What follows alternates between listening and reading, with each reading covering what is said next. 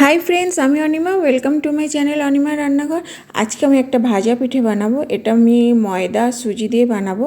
এটাকে আপনারা ভাজা পিঠে বা তেলের পিঠে ইয়া মালপোয়া বলতে পারেন। এখানে আমি 250 গ্রাম ময়দা নিয়ে নিয়েছি, হাফ কাপ সুজি নিয়ে নিয়েছি, আর দিলাম হাফ কাপ চিনি, অল্প একটু লবণ দিলাম, আর দিলাম রিফাইন অয়েল। এবার এটাকে ভালো করে মিক্স আপ করে নেব।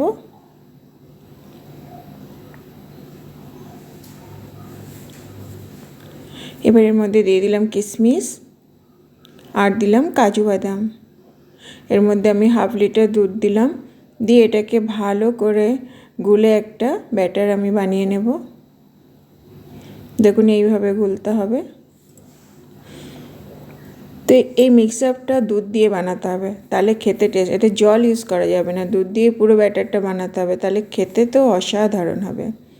দেখুন এইভাবে ব্যাটারটা রেডি করতে হবে, থিকনেস এতটাই হবে। এবার আমি 20 মিনিটের জন্য রেখে দিলাম। এবার কড়াই বসিয়ে দিয়েছি। এটা আমি পুরো সাদা তেল দিয়েই বানাবো। কড়াইতে আমি তেল দিয়ে দিলাম। তেলটা গরম হয়ে গেছে। এবার আমি বড় হাতার সাহায্যে আমি 1 চামচ করে কড়াইতে দিতে থাকবো, আর এটাকে পুরো ফ্রাই করে নেব। দেখুন আমার মালপোয়াগুলো পুরো কি সুন্দর ফুলছে।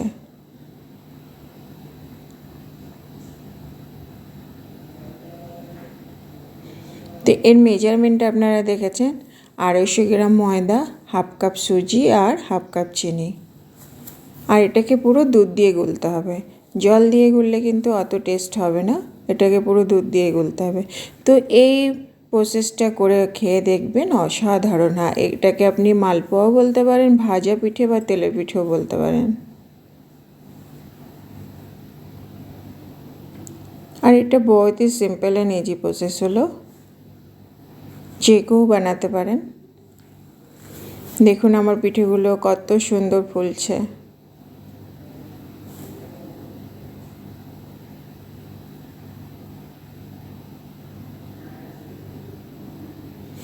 এই ভাজা পিঠে অনেকে চালের আটা দিয়েও বানায়, কিন্তু আমি ময়দা আর সুজি দিয়েই বানিয়েছি। এক এক করে এমনি করে আমি সব পিঠেগুলো ভেজে নেব। তো বন্ধুরা, আমার এই প্রসেসটা যদি ভালো লাগে তো একটা লাইক, কমেন্ট, শেয়ার, সাবস্ক্রাইব অবশ্যই করবেন। আর এই ময়দা সুজি দিয়ে ভাজা পিঠে ঘরে একবার অবশ্যই বানিয়ে খেয়ে দেখবেন। দেখুন আমি একসাথে দুটো দিয়েছি, দুটো একসাথে ভেজে নিচ্ছি, আর কত সুন্দর ফুলেছে দেখুন।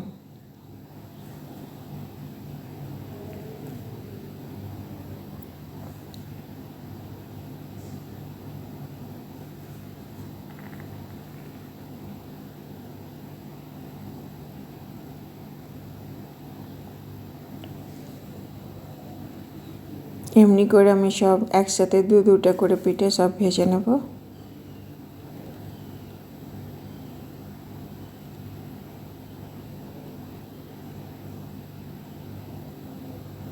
দেখুন আমার পিঠেটা পুরো রেডি, কত সুন্দর সফট হয়েছে এবং খেতে তো দুর্দান্ত।